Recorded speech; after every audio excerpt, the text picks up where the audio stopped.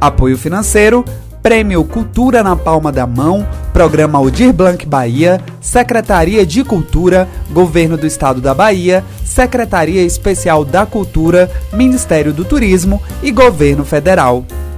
Olá galera, estamos dando início ao nosso 4º episódio do podcast Vamos Falar de Quê? Esse podcast é um produto oriundo do Prêmio Cultura na Palma da Mão, promovido pelo Programa Aldir Blanc, e desde já agradecemos aí ao Governo do Estado. No episódio de hoje, iremos bater um papo sobre produção cultural em tempos de crise. E para isso, convidamos 2 produtores culturais para essa conversa. Estamos aqui com Gilmar Dantas, produtor cultural desde 2003 e técnico de assuntos culturais da Prefeitura de Vitória da Conquista, Bahia, desde 2015. Além disso, ele é membro do Conselho Estadual de Cultura e do Conselho Municipal de Cultura. Gilmar é responsável pela curadoria artística dos eventos do Coletivo Suíça Baiana, do qual é membro fundador. Estamos aqui também com Ana Luísa, que participa desde 2010 do coletivo, onde iniciou sua carreira no meio da produção dentro da comunicação dos eventos e hoje participa diretamente das produções. Além do Suíça Baiana, Ana também faz parte da Mostra de Cinema Conquista, ao qual atua como assistente de produção e de curadoria. Gilmar e Ana, sejam muito bem-vindos ao podcast Vamos Falar de Quê? Olá, boa noite, galera. Estamos aqui, honrando esse convite maravilhoso desse podcast novo, né? Mas que a gente espera que seja, que dê muitos frutos e que dure para um bom tempo, porque já estou sabendo aqui que vai ter várias coisas interessantes durante esses capítulos seguintes aí. Boa noite, Tainá. Boa noite, galera aqui do podcast. Vamos falar de quê? É um prazer pra gente estar participando aqui do programa. Né? A gente é muito tímido, mas topou esse convite já que veio de Tainá. Então, vamos falar um pouquinho aí de cultura. E para começar nosso papo, eu já quero que vocês contem pra gente como é que surgiu essa ideia, a vontade de trabalhar com produção cultural. Bom, no início dos anos 2000, a gente começou a ter acesso, né, a bandas independentes. Foi quando a gente começou a ter computador, essas coisas que a gente não tinha nos anos 90. Nos anos 90, o computador era coisa de rico mesmo, né? Então, nos anos 2000, a gente começou a ter acesso, não necessariamente tendo, mas através de lan house, essas coisas assim. Então, começamos a descobrir bandas independentes. Nessas bandas independentes, diferentemente dessas bandas famosas, a gente podia chegar e ter um contato direto com elas. Então, se você tem um contato direto, né, você tem essa vontade de vê-las tocando de perto também. Então, começou assim um contato da gente com uma banda de Salvador chamada Soma. Era uma banda independente de lá. E a ideia era fazer um show da Soma em junho de 2003. E virou um festival de 3 dias. A gente começou tudo errado, né? Geralmente, quando você começa a fazer um evento, você começa com um show pequeno e vai ampliando. A gente começou com um festival de 3 dias de música autoral, coisa que não acontecia aqui em Conquista. Com bandas grandes, como Penélope, que na época fazia sucesso, Retrofoguetes, Nancita, bandas de Salvador, bandas do interior baiano, tinha assim Contra Um de Poções, a Downer de Itabuna, várias bandas de Vitória da Conquista e um mega prejuízo naturalmente, né? Você começa com um festival, não tinha outro caminho. E aí a gente brinca, né?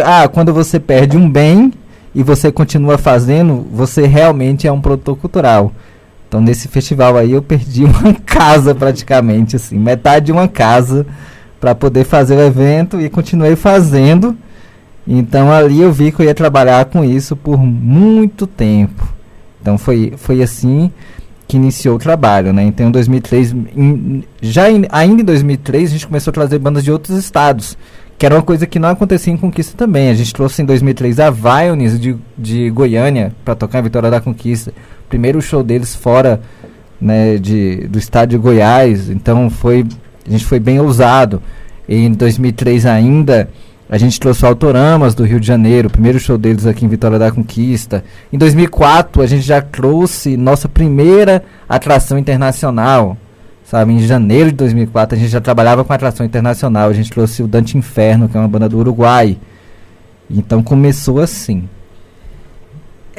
Mas esse comecinho já era Suíça Baiana ou era só o Gilmar trazendo bandas e fazendo shows? Na verdade era um outro coletivo chamado Caso à Parte Eventos. Hoje eu olho como o coletivo Suíça Baiana como uma continuação natural da Casa à Parte Eventos, porque o modus operandi era o mesmo. Nunca foi eu sozinho, sempre teve pessoas trabalhando comigo, né? Na Casa à Parte Eventos, durante muito tempo tinha o Tarsis participando, o Tarsis da banda Principativo, tinha Rony, que é um amigo pessoal de muito tempo, tinha muita gente participando, então nunca fui eu sozinho fazendo as coisas, né? Mas a gente nunca tinha esse nome, não tinha essa definição, pelo menos aqui em Conquista, né? Existia já os coletivos de produção cultural, mas aqui em Conquista a gente não sabia que isso existia. Em 2010 que nasceu o coletivo Suíça Baiana, então Luísa pode falar melhor, já que ela acompanhou esse surgimento do coletivo, né, já em 2010. Isso, o coletivo surgiu a partir da iniciativa chamada Música do Mato, que veio do Fora do Eixo Central, né, que de Pablo Capilé, um convite de Pablo Capilé, mais Felipe Altenfelder e toda a galera, para realizar o evento Música do Mato aqui, que era Macaco Bong e algumas outras bandas, que eu não lembro agora, que eles fizeram uma turnê e passaram por aqui. Aí, nessa passagem, fizeram, né, uma reunião e apresentaram a ideia do coletivo e tal, como geria o Fora do Eixo. O Fora do Eixo no princípio, né, que agora está um pouco diferente, mas aí, logo depois criaram, eu não estava no momento de criação, não estava, mas nos primeiros eventos eu já estava. Aí o primeiro foi o Grito Rock, que foi com um coletivo completamente diferente, eu acho que nem tinha o nome de Suíça Baiana ainda, né? Tinha. Já tinha? Já tinha, sim. Já tinha, então o primeiro foi o Grito Rock, que não era só rock, né, mas é o evento do Fora do Eixo, que acontece no Carnaval. E aí, logo depois disso, eu entrei e a gente fez a turnê do Minibox Lunar com o Nevilton e os barcos no Carlos Jeová, depois show do Matanza, e enfim, aí a gente começou o coletivo já com várias partes, né? Com comunicação, com distribuição. Então, cada um tinha sua função específica. Só para dar uma introduzida na galera aqui. Introduzida foi feio, né? Vai lá, dá uma introduzida. Depende, né? Aceitamos. Só pra gente explicar, contextualiza um pouquinho pra gente o que é o Fora do Eixo, só para o pessoal que talvez não possa entender. E como é que começou esse contato de vocês com o Pablo? Ele já tinha se iniciado em algum outro momento? Ou foi nesse turnê que Pablo passou por aqui com o coletivo que vocês conheceram e que veio a ideia do Fora do Eixo? Esse primeiro evento, que foi no Suíça, no Carlos Jeová, que vocês disseram, com os barcos, já era nesse contexto de Noite Fora do Eixo? Ou foi algum outro contexto? O primeiro evento foi o Grito Rock, que foi logo no início mesmo, e não era Noite Fora do Eixo, era o Invasão Paraibana, né, que chamava? Não lembro direito, mas não era Noite Fora do Eixo ainda. Noite Fora do Eixo foi um evento que surgiu depois, que a gente, mas depois a gente fala sobre isso. Vamos falar primeiro do Fora do Eixo.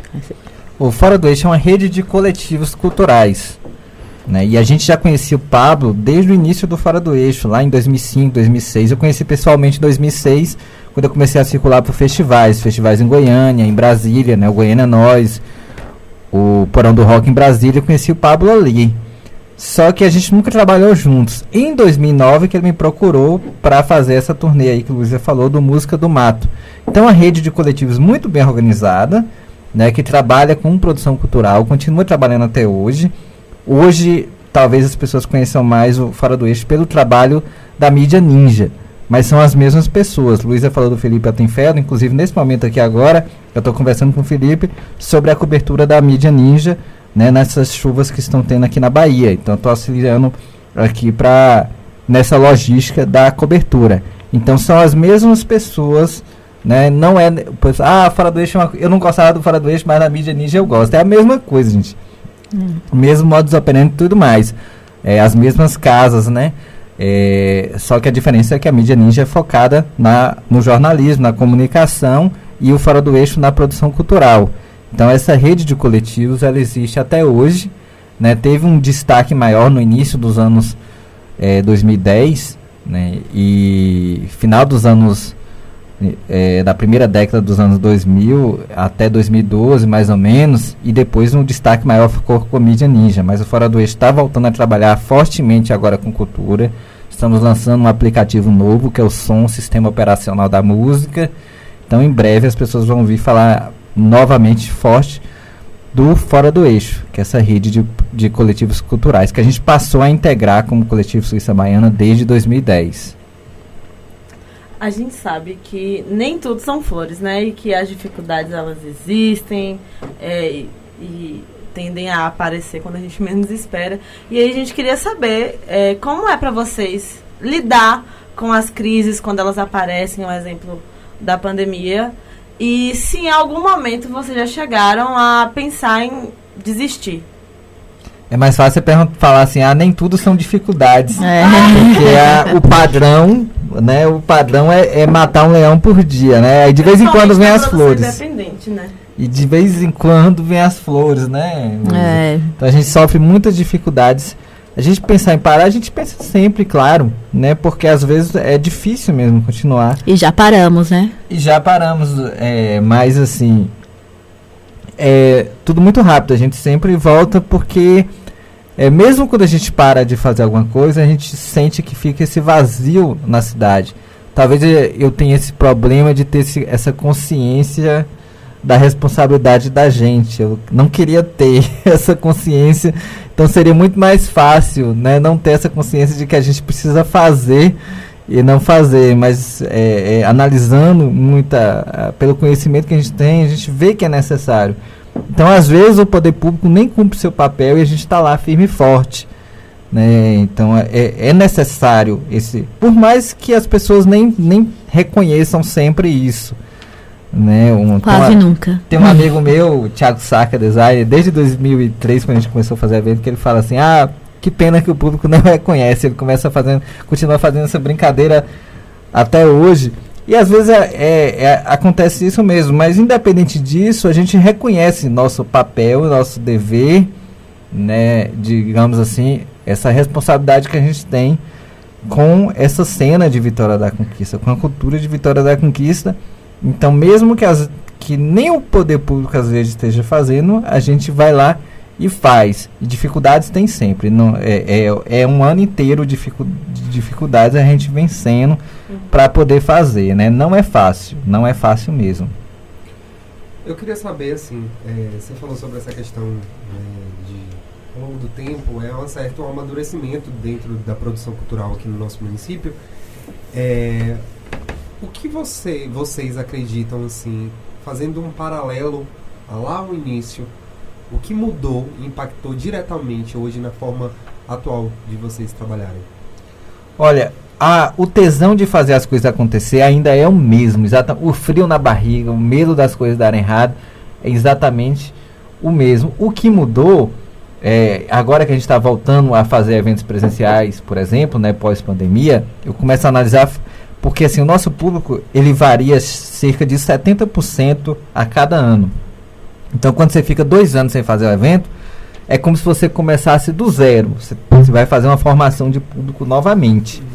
Mas o que muda é que a gente já sabe alguns atalhos, né? A gente já tem essa experiência, né? A gente já sabe, é mais fácil para a gente imaginar cenários possíveis, né? E já está preparados para problemas que podem acontecer.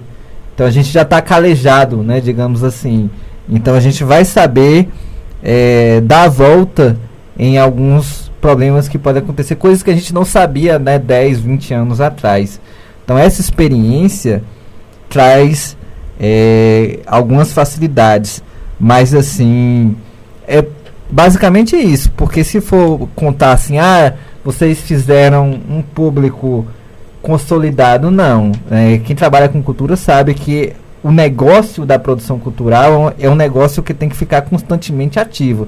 Se você para 2 anos de fazer, você volta ali do zero e tem que continuar E tem que fazer um recomeço mesmo. Então a gente tem essa consciência que a gente vai formar agora um novo público. Tanto que a gente poderia, a gente pensou em voltar com festivais grandes, mas não. A gente sabe que para voltar a fazer esses festivais grandes, a gente volta ali, reconstrói tudo de novo, forma o público das noites fora do eixo e aí prepara esse público para um festival maior depois. A gente pode comparar quando a gente começou a fazer as noites fora do eixo, que o grande público era do Viela, né? Aqui na Siqueira Campos, que era uma livraria pequenininha. E aí era basicamente a galera da UESB, que saía do trabalho, do FTC e tal, passava por lá, tanto do trabalho, né, o pessoal que trabalhava na UESB, quanto a galera que estudava na UESB. Só que as pessoas formaram, as pessoas mudaram, foram embora. Então o público anualmente ia transformando. E agora, 2 anos sem fazer eventos, tem gente que não sabe nem o que é o coletivo, entendeu? A gente tem um dos membros do coletivo que faz comunicação, que na turma dela ninguém sabia quem era o coletivo Suíça Baiana. Entendeu? Ela fez um artigo lá e tal, e ninguém sabia. Então é muito rotativo isso. Então a gente tem que estar trabalhando sempre. E querendo ou não, a gente também pegou aquela bad da pandemia, né? Então, assim, tivemos que nos recolher um pouco para depois voltar. E agora a gente está tentando formar nosso público novamente. As noites fora do eixo mudou de local, embora também seja na Siqueira Campos. Mas é um bar completamente diferente. Enfim, todo dia a gente mata um leão por dia. Voltando a falar um pouquinho de crise, que é o tema do nosso podcast de hoje, eu tive a oportunidade de trabalhar alguns anos com vocês num coletivo e já passamos por poucas e boas. Tinha evento que eu chegava em casa, tipo, não aguento mais, vou desistir. Eu queria saber de vocês, Diana e de Gil, o que leva vocês a chegarem em casa, a deitarem com a cabeça no travesseiro e continuarem com essa motivação de continuar produzindo cultura, de continuar produzindo evento, apesar de saber que, infelizmente, a gente ainda tem um público que não compra tanto a ideia, que não conhece o coletivo, que não tem o hábito de frequentar eventos culturais da forma que a gente produz. Qual a motivação de vocês para continuarem fazendo isso? Bom, a gente sempre esteve em crise, né? Você fez parte do coletivo, você sabe disso, que a crise no coletivo Suíça Baiana é constante, né? Isso às vezes é até legal, porque faz a gente buscar novas soluções sempre, faz a gente estudar mais e tentar melhorar sempre. E o que faz a gente querer continuar é justamente o que eu estava falando agora, dessa consciência mesmo, do papel da gente. Não, então, se algumas pessoas não reconhecem, mas a gente reconhece, a gente sabe desse papel da gente, da importância que o trabalho que a gente faz tem. Então, um trabalho que foi muito importante para muitas bandas daqui da cidade, então, para muita gente. Então, assim, às vezes a gente olha agora e não percebe, mas olhando para trás, a gente consegue perceber que todos os movimentos que a gente fez, que a gente participou, deram resultados muito positivos, né? E resultados duradouros e que marcam a vida das pessoas. A gente estava até olhando, né, os bares da cidade, os carros de shows, para ver aonde a gente achava um show autoral para a gente ir. A gente começou a voltar a ir em bares por pouco tempo, né? Agora não tinha. A gente não conseguiu achar. Então, assim, a gente percebeu que o nosso papel também é esse. Não é só, como as pessoas falam, loucura, fantasia. Não, a gente precisa dar o apoio que o artista merece. E porque, às vezes, aquela pessoa que está tocando no barzinho 3 horas, ele tem um trabalho maravilhoso, incrível, que a pessoa do barzinho não quer, entendeu? Então, assim, a gente valoriza, a gente cobra um ingresso, um valor X, a gente repassa para o artista também. Então, assim, eu acho que a grande importância é essa, a gente dá seguimento aos trabalhos das pessoas também. Façam essa pergunta para vocês, né? Qual foi o último show autoral que vocês viram?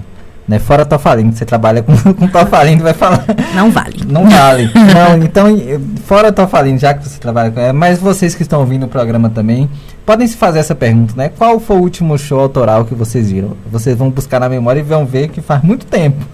Então, a gente não quer mudar isso.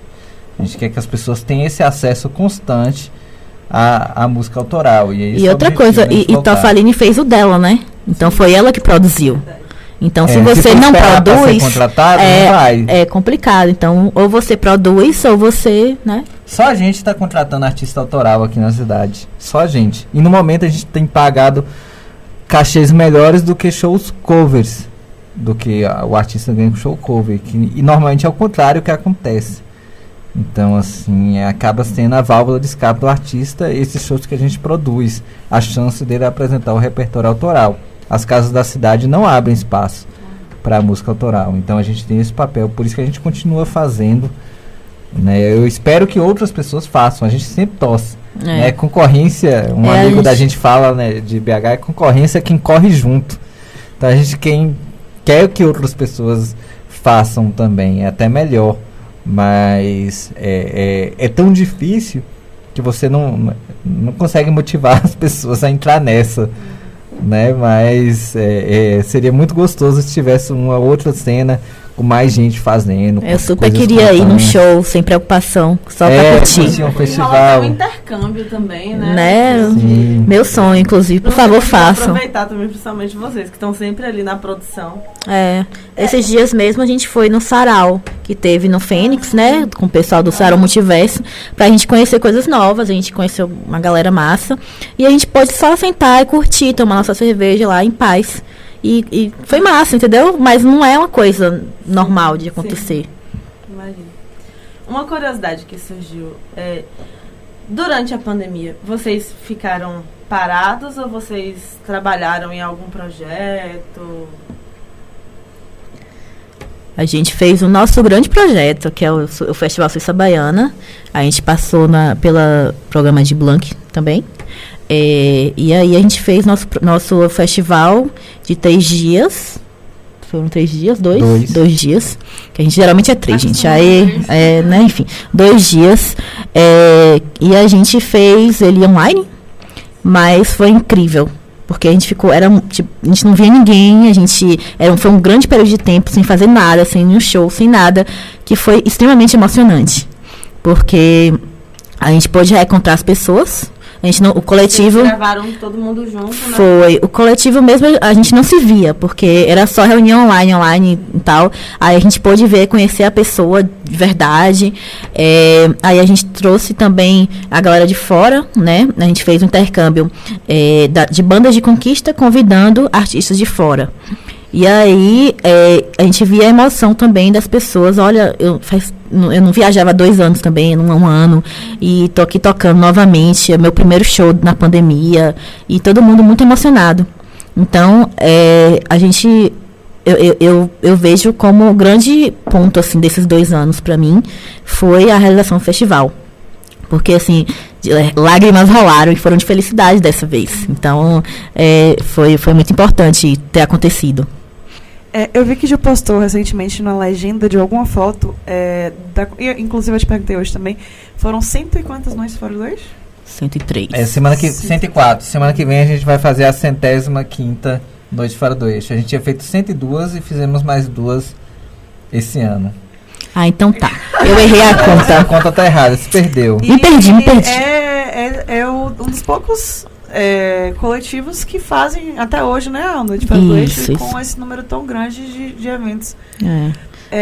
Na época, em 2010, 2011, 2012, as Noites Fora do Eixo bombavam no país todo. Mas aí, a Noite Fora do Eixo de Conquista foi aqui, ficou mais. Nem a de São Paulo continua acontecendo. Agora que eles voltaram esse ano, também por causa do som, né? A nova repaginação do Fora do Eixo que está acontecendo. E aí agora eles voltaram com o Estúdio SP e voltaram com as Noites Fora do Eixo lá. Aí a gente também estão voltando tudo, né? Quem sabe esses intercâmbios não tragam uma galera foda aqui pra Conquista. Sobre o Fora do Eixo, eu achava que era um evento, assim, daqui, mas acontece em outros lugares. Mundial, Fora do Eixo é mundial. Tem casa espalhada em todos os lugares. Eu lembro que quando eu cheguei aqui, eu saí do interior da Bahia. Não tinha um cenário alternativo muito forte. Eu cheguei aqui em Conquista em 2011. No auge. Do Viela. Então tinha muitos todo eventos. mundo fala do Viela. Eu nunca fui no Viela porque não era da minha época. E olha que o espaço era pequeno, mas eu me divertia tanto. Agradeço a gente aí, ó. Meu primeiro Viela, eu já comecei a estrear no Viela com chave de ouro. Foi o Putatê. Não, o PTT de Paulinha, Rafa, Mariana, Lucas e Duda. Eu sei que eu, bestinha, saindo de poções, sem nunca ter ido no evento alternativo, cheguei no Viela, me deparei com tanta coisa bonita que eu falei, meu Deus do céu, é isso que eu quero pra minha vida. Né? E fora, eu acho que o importante assim, do coletivo também é apresentar o cenário alternativo, por exemplo. Como eu disse, eu não tinha uma noção de um cenário alternativo de pessoas sem aquela bolha da massa, do que é vendido, replicado pela massa. E eu ter a oportunidade de conhecer através do coletivo foi muito incrível, né? Até porque eu também tenho amigos, né? Paulinha, vocês também, né? Então, apresentar isso é muito importante. E eu acredito que, assim como eu, diversas pessoas que tinham realidades como a minha, né? De uma cidade interiorana que era mais focada em forró, paredão, pagode, não significa que não é bom. Gostamos, né? Não é contra. Mas Festa do Devin tá chegando a hora pra vocês. Mas a gente vocês. tem um cenário alternativo. É verdade, é verdade. Aí, Gil, amigo, desculpa. Empolguei. A galera só defendendo. Gil já trabalhou lá, então a gente... Mas só pra finalizar, é justamente isso. Eu acho que o coletivo, o pertencimento do coletivo também é para apresentar a cultura, um novo cenário para essas pessoas. E como vocês mesmos falaram, dessa renovação de público, é muito isso. A gente vê aqui que Vitória da Conquista é uma cidade universitária. Sim. Então sempre estão saindo pessoas e chegando novas, e é muito importante que tenha alguém que o coletivo que apresente esse tipo de cenário, esse tipo de cultura para todo mundo. Sim. E o massa do coletivo também que essa apresentação ela não é uma coisa muito só local, né? Principalmente por conta do Fora do Eixo, o intercâmbio é gigantesco. Tipo assim, eu como membro, ex-membro de Suíça Baiana, já tive a oportunidade de fazer shows de banda de outros países, tipo da Argentina, do Chile. O intercâmbio é muito, muito grande. E, tipo, eu lembro que uma vez eu questionei a Gil, inclusive a gente brigou por causa disso. Né? Não, pra gente falar de crise, vamos falar um pouco de crise.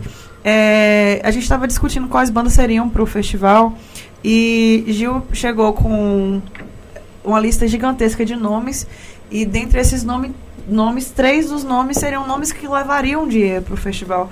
E eu questionei ele, Gil, pra que esse tanto de nome? Ninguém conhece essas bandas não vão dar o dinheiro. E ele me respondeu um negócio que eu fiquei com raiva, mas me marcou muito. Ele falou assim, o intuito do festival é apresentar ao público bandas diferentes. E realmente é isso, sabe? Isso foi uma coisa que me marcou. Porque se fosse ganhar dinheiro, a gente não tava mais aqui. Isso foi uma coisa que me marcou ao mesmo tempo que me deu raiva de dia, que eu fiquei, porra, mas a gente não tem dinheiro pra isso. Só que ele bateu o pé firme, ele continuou com aquilo ali, ele realmente fez aquilo ali. Tudo bem que, né? que assim, tomamos prejuízo, mas assim, a gente trouxe foi mais de 15 bandas, não foi, Gil? Dentre essas várias bandas do Chile, da Argentina, bandas de não sei de onde. Então, assim, a rotatividade através do Suíça é muito grande. Inclusive, por exemplo, na noite Fora do Eixo, a gente já recebeu Carol com K. Sim. Entendeu? No Viela. Quando a gente fez Maglore, ninguém conhecia. Ninguém conhecia Maglore. Fica a dica, hein? Maglore, saudades. Poderia voltar, hein, amigos? Ninguém conhecia Maglore aqui. A gente fez o grande público da Maglore aqui em Conquista. Eles tocaram em 9 noites fora do eixo, apenas. Em 13 eventos novos. Foi a banda nossos. que mais tocou? Foi. Então, vou falar de novo aquela pergunta que eu falei que ia falar. Soltem um spoiler pra gente do que a gente pode esperar do coletivo aí, como é que tá a expectativa de vocês pros próximos anos, pra esse cenário agora que tá mais... não posso pandemia, né? Porque a gente ainda tá, mas está mais flexibilizado. O que é que vocês esperam dos próximos anos? Não sei. Espero estar viva para, né? Importante. Importante. Necessário. A gente tem nos próximos meses, a gente está com Noite Fora do Eixo. Não sei quando vai passar aqui o podcast, mas fevereiro. Então já vai, né, a gente já vai ter acabado as Noites Fora do Eixo na primeira parte do ano, né? E aí a gente quer focar bastante no festival, que como é um formato diferente, é mais uma etapa que a gente vai ter que conquistar. E continuar também, porque o coletivo também participa, nós, né, participamos de outros eventos. Então, a gente tem algumas coisinhas aí, né, algumas pessoas que procuraram a gente nos últimos dias para fazermos alguns eventos e tal. Spoilers. Não, infelizmente não podemos nesse momento. Mas tem a mostra de cinema que a gente espera que volte, porque, né, é o melhor para mim, é o melhor evento de conquista. Então, assim, Saudades de trabalhar com você, Ana. né? Yasmon, fofo. Yasmon. Beijos, Yasmon. Marina Cena. Enfim, Uma coisinha assim, a gente tentou, mas ela não tem vaga mais, terá. né? Viciou no nosso olhar. Começa a jogar Ela viciou no nosso olhar, tá aí. Né, assim, a gente tentou, mas é muito difícil, né? Estamos em conversa, é todo um esquema. A gente está aí fazendo uns acordos aí com outras pessoas que também fazem produção na cidade, pra gente fazer alguns eventos além Suíça Baiana. Vocês estão muito misteriosos. E Sim. tem alguns shows grandes que a gente está fazendo também. A gente começou a pegar essas demandas. Verdade. Tem o show do Titãs, dia 27 de março. Inclusive, está quase todos vendidos. Por favor, corram. O show de Titãs ia Foi. ser antes da pandemia, Exato, né? ia ser dia 18 de março. Aí a pandemia chegou aqui em Conquista um dia antes. Então a gente meio que ficou assim, paralisado. Falei, meu Deus, o que está acontecendo aqui? Tá tudo pago. E aí? A gente não pode cancelar o evento todo pago. O cachê já estava pago, tá tudo pago. Aí fomos remarcando. Inclusive, a gente pede desculpas para as pessoas que a gente, infelizmente, não pode devolver os ingressos. Não é assim que acontece com um show, né, no dia seguinte, cancelado. Mas vamos fazer agora em março e esperamos todos vocês lá. Puxando o gancho do show dos Titãs, vou ser um pouquinho chata de novo, porque o tema do nosso podcast é crise. Como é que foi pra vocês, com o show marcado, em cima da hora, ter esse cancelamento? Como é que foi o público?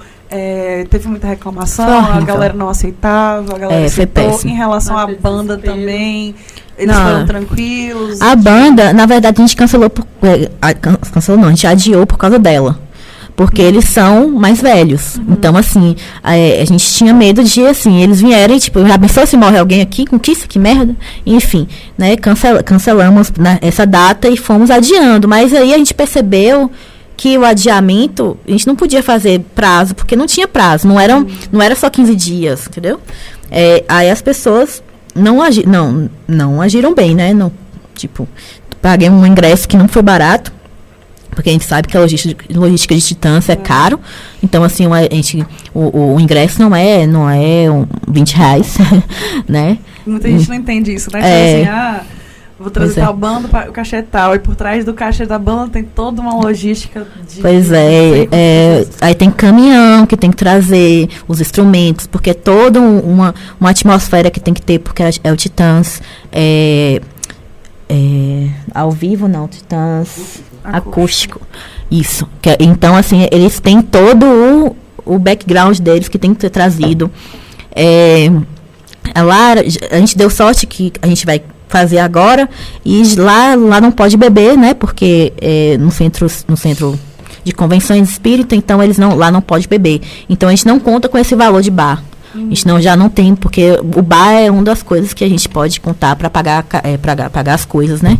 Aí a gente tem que, a gente já aproveitou que a pandemia já vai botar as cadeirinhas todas afastadas para ter esse show. Mas foi um baque, porque as pessoas não entenderam, aí era e-mail ameaçando, advogado, e não sei o que, processo, não sei o que. Foi um caos. Mas as pessoas, pelo menos o energúmeno do presidente fez alguma coisa que preste e colocou que a gente não podia devolver os cachês, porque devolver os ingressos, porque se fosse devolver, todo mundo ia falir. Todos os produtores iam falir. Como muitos faliram e por muito menos, entendeu? Aí a gente não precisa devolver por causa dessa lei. Aí a pessoa que, se ela não puder ir no show do Titãs lá em março, aí a gente troca o ingresso dela para outros ingressos durante o ano dos nossos eventos. Mas a gente não tem essa necessidade de devolução do ingresso.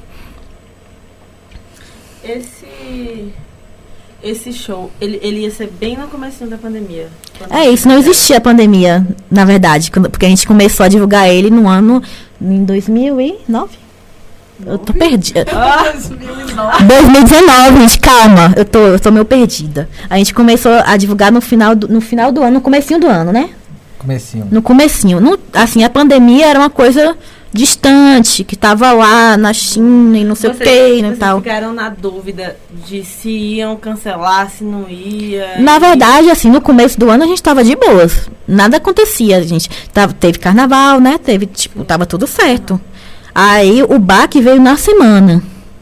E aí o Titãs falou, a gente não vai fazer. Partiu deles. Porque assim, aqui não tinha ainda, mas lá em São Paulo, lá no Rio e tal, já tinha. Então aí eles chegaram pra gente, ficou conversando e tal. Aí um dia antes a gente resolveu que não dava mais.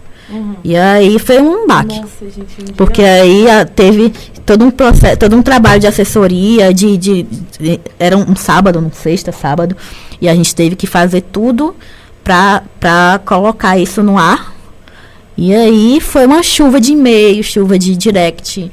E a gente estava péssimo porque a gente não sabia o que estava acontecendo. E as pessoas. Sabia também, pois é, as pessoas elas não pensam muito. Elas, tipo assim, só querem meu dinheiro de volta, mas a gente não pensa que atrás disso existem pessoas. Então a gente ficou super mal. Porque a gente não sabia o que estava acontecendo, a gente não sabia o que fazer, a gente só tinha que cancelar porque não tinha o que fazer.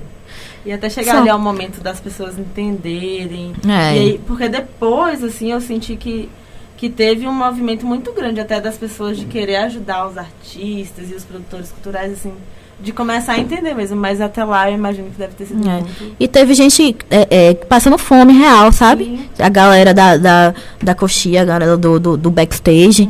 Teve gente que vivia disso. Então, assim, é muito complicado você apenas dizer, eu quero meu ingresso de volta, mas você não sabe o que está acontecendo. Sabe? Então, a gente sofreu bastante, o psicológico estava abalado e financeiramente também, né? Mas a gente, pelo menos o show a banda estava paga, então a gente manteve essa data e aí foi adiando, aí marcava, remarcava, aí a gente resolveu passar, esperar quando voltasse mesmo, aí a gente marcou uma data definitiva, que foi em março agora. Outra coisa, eu tenho percebido que os shows, os eventos em geral, assim, agora, pós-pandemia, bem dessa, porque a gente ainda tem aí, mas, nesse momento que a gente está voltando, estão, assim, todos muito mais caros, assim, eu digo no valor dos ingressos mesmo. Sim. É porque o preço dos artistas, das bandas, aumentou? O preço de tudo tá muito caro. As passagens duplicaram valores. Passagem é o que mais pega. Passagem, tipo, a alimentação aumenta, passagem aumenta, gasolina aumenta, o hotel aumenta, tudo aumenta. O custo de tudo tá muito mais caro. A gente está segurando o ingresso do Titãs, por exemplo, no mesmo valor que a gente vendia antes da pandemia. É o único evento. Porque que era um evento para acontecer, né, antes da pandemia. A gente manteve o ingresso, mas ninguém mais fez isso. Os ingressos estão tudo muito mais caro mesmo. Então, porque os custos, né, ficaram muito mais complicados. Viajar de avião hoje, ninguém viaja mais. Quem quiser fazer circular, vai ter que marcar turnê, pegar um ônibus, um carro e sair viajando, parando de cidade em cidade. Porque pagar uma passagem aérea hoje ficou inviável. Eu vejo produtores falando que estão pagando preços absurdos, assim. Então, não dá mais não. Não dá mais não. Assim, eu imagino que tudo para o evento ser realizado já estava pago também. Praticamente. Vocês conseguiram reembolso dessas coisas ou A já gente deixou certo não, pra já fazer depois? tá certo. Tá. A gente já pagou algumas coisas, já já tinha pago, né, algumas coisas, já tá tudo certo. Aí a gente só fica avisando, olha, vai ser tal data agora, não sei o quê. Ainda falta conversar com alguns fornecedores para ver se eles mantêm os valores, mas eu acho que vai dar certo porque eles são parceiros já de muito tempo, né? Aí estamos só nessa negociação. Gente, eu queria agradecer demais o convite de vocês. Mas já? Foi muito, muito, muito bom. Passa rápido. Passa rápido. Isso depende Na verdade, de o mim. convite foi seu. O convite não, perdão. A presença de vocês. A presença de vocês, Né? por terem aceitado o meu convite. Se dependesse de mim, eu passaria a noite inteira conversando com vocês. A gente tem assunto pra caralho. Né? As DRs as depois. DRs e Saiu do grupo sem dar tchau. Né? Meu Vou Deus. entrar no grupo de novo, vou O dar meme. tchau. Gente, O eles meme. vão conversar depois, aí eu vou gravar a conversa e vamos- disponibilizar. Vamos fazer um podcast da DR. Eu vou voltar pro grupo e eu vou dar tchau e eu saio de novo, tá bom? Mas brincadeiras à parte, muito, muito obrigada por terem vindo. Foi muito bom conversar com vocês, foi muito necessário também. Michelle e Jobs, querem acrescentar alguma coisa? Só agradecer mesmo a participação. Acho que é importante a gente falar principalmente sobre produção cultural. Eu acho produção independente. Eu acho que é bom a gente levantar essa bandeira, porque é bom também que as pessoas entendam o que vocês passam. O outro lado. Né? Porque muita gente só tá curtindo, mas não sabe como que foi que aconteceu para aquele show estar acontecendo. Então, muito obrigado mesmo por tudo. Então é isso. Obrigada também.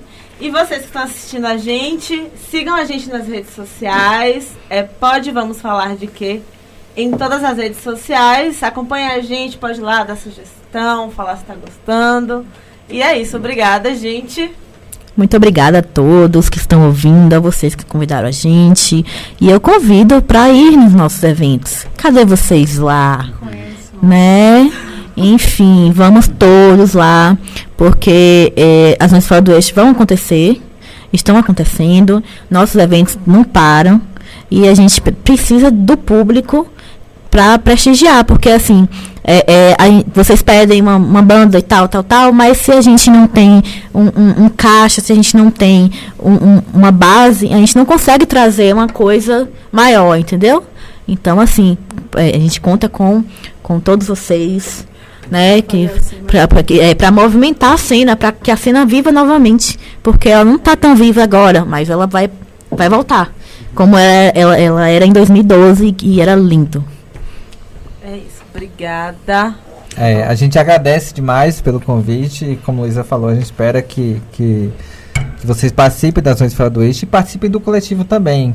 Quem quiser Está integrar, aberto, né? A gente está sempre aberto a receber pessoas que estejam dispostas a passar esses perrengues com a gente. Né? E muito os gostoso. benefícios também. Né? Passar perrengue E as viagens maravilhosas. Isso, e é uma diversão, é um aprendizado muito grande também, né? A gente não só chora, não. É muito legal, muito gostoso. Eu trabalhar sou uma com boa tudo. pessoa, gente. Vendo? Eu sou ótima. É porque a gente veio aqui falar de crise, mas depois a gente faz um episódio só pra falar das coisas boas. Sim, senhora. Legais. Vamos fazer um compilado das melhores coisas da Suíça e vamos trazer aqui. Então é isso. Tchau, tchau. Até o próximo Episódio, do... podcast. Vamos falar de quê? Tchau, tchau. Tchau, tchau.